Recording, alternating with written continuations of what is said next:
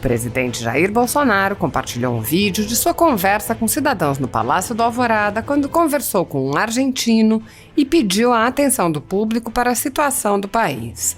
Bolsonaro disse: "Pessoal, vamos prestar atenção. Nosso futuro está aqui." Bolsonaro disse: "O povo argentino, rivalidade conosco é apenas no futebol. Fora isso, é bom que tenhamos vizinhos fortes e com o povo vivendo em liberdade. Eu estive na Argentina em 2019, não é novidade o que vou falar aqui. E falei lá sim, era o Macri presidente, que se voltasse o que o Macri pegou lá e se voltar aqui no Brasil, no futuro que nós vivemos aqui há pouco tempo, o futuro da Argentina seria triste e teríamos que preparar uma operação acolhida no Rio Grande do Sul, a exemplo de Roraima para com a Venezuela." O presidente explicou: "Quando os regimes vão tomando a liberdade das pessoas, a primeira classe que sai é a classe A, o pessoal com dinheiro. Esse pessoal vai para países outros. Já começou a chegar argentino no Rio Grande do Sul. Depois sai a classe média e, por último, os mais pobres, como os pobres agora saem da Venezuela. Por quê? É tolhendo a liberdade do povo, que querem fazer no Brasil cada vez mais, estrangulando os meios de produção, interferência na produção agrícola."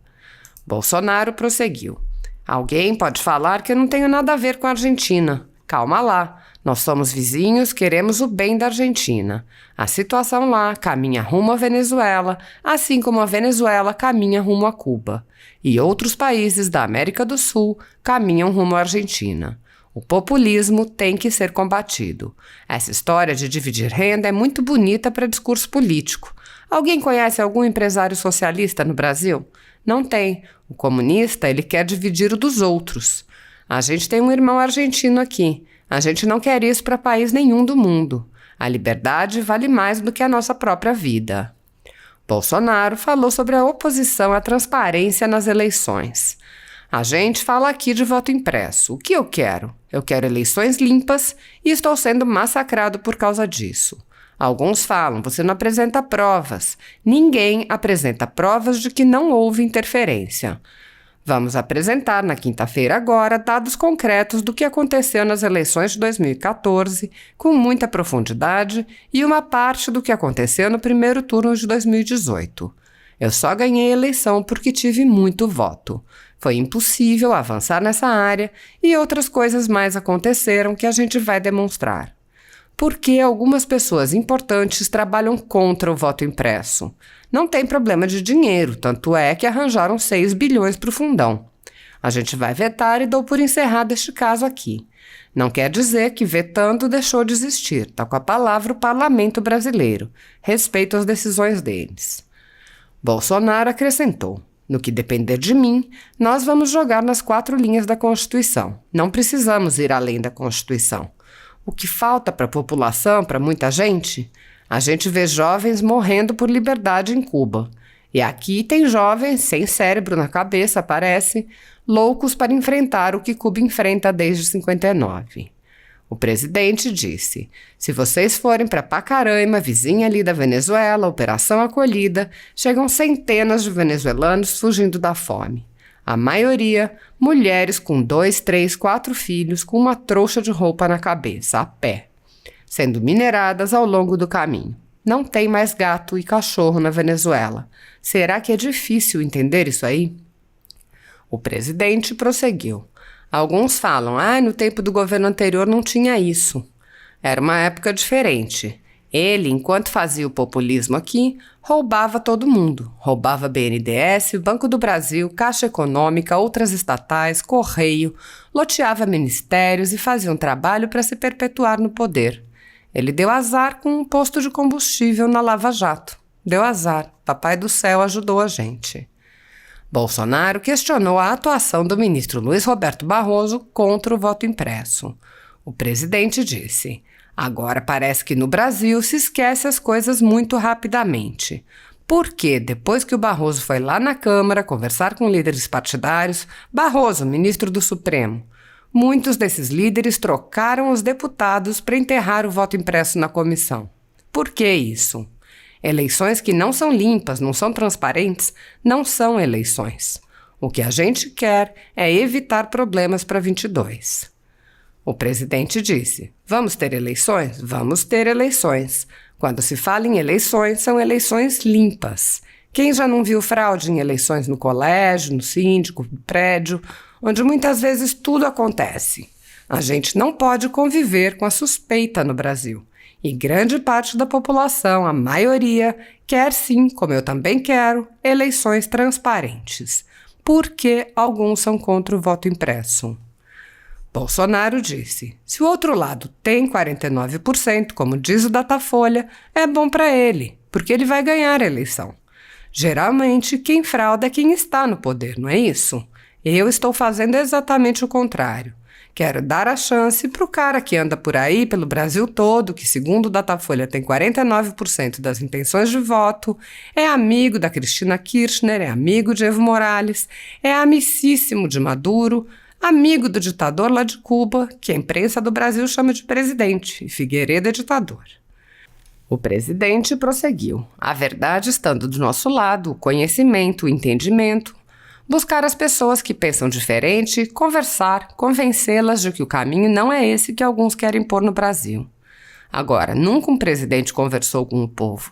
Que outros chefes de executivo a gente vê conversar com o povo? Agora, o que está em jogo, pessoal, é uma coisa mais importante que a vida de vocês, que é a liberdade. Pergunta de Cris Soares, que de Brasil, porque está en portugués. ¿Cuáles han sido las principales formas de censura utilizadas por las dictaduras de izquierda? ¿Cómo esas dictaduras han hecho para censurar la Internet, las redes sociales, por ejemplo? ¿Usted tiene como...? Hay varios sistemas. La semana pasada precisamente tuvimos un foro en el Inter-American Institute for Democracy en asociación con la Sociedad Interamericana de Prensa sobre la libertad de prensa. Y ahí se presentaron algunas de las formas que yo voy a repetir de cómo las dictaduras del castrochavismo censuran a la prensa. Primero, compran medios de comunicación. Van y ha sucedido en Venezuela, ha sucedido en Nicaragua, ha sucedido en Ecuador, ha sucedido en Bolivia. Compran medios de comunicación. Cuando el dueño de los medios de comunicación no quiere vender, lo obligan a vender. Cuando eso no sucede, pues interviene en el medio de comunicación. Cuando todo eso ha pasado, empiezan a traficar con presión de extorsión desde el poder del Estado con las licencias de lo que son las radios, los canales de televisión y con el papel que necesitan los medios impresos como periódicos y como revistas.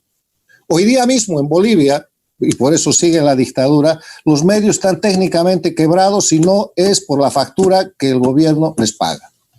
Hace unas semanas se ha informado en Bolivia que decenas de millones de dólares han sido pagados en el régimen de Evo Morales a determinadas empresas de televisión y empresas de medios de comunicación.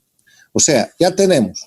Te obligan a vender, si no te obligan a vender, te quitan el medio, te extorsionan con las licencias y después te extorsionan con la publicidad o te extorsionan personalmente y la prensa que queda en una dictadura electoralista termina por ser oficialista. Y si no, vean ustedes lo que está pasando hoy día en Venezuela. Cuba no tiene ninguna prensa libre. Y en el tema de las redes, simplemente quitan licencias. CNN no puede operar en Venezuela. Creo que tampoco NTN 24. Cortan los sistemas de suministro de redes. Prácticamente el sistema de Internet que llega a Cuba y Venezuela es satelital. Eso es altamente caro, pero además de eso en Cuba les están quitando los celulares a la gente, o sea, les destrozan los celulares, les destrozan los equipos para que no haya medio de comunicación posible y quitarlos y seguir sosteniendo lo que siempre favoreció a la dictadura cubana, la condición de isla incomunicada que tiene Cuba. En Venezuela hacen lo propio.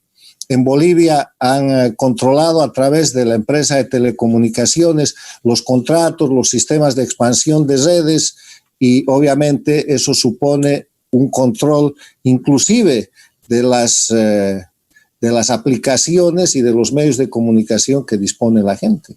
O sea, el control desde un Estado concentrador, regulador, absolutamente centralista es muy fácil y lo practican.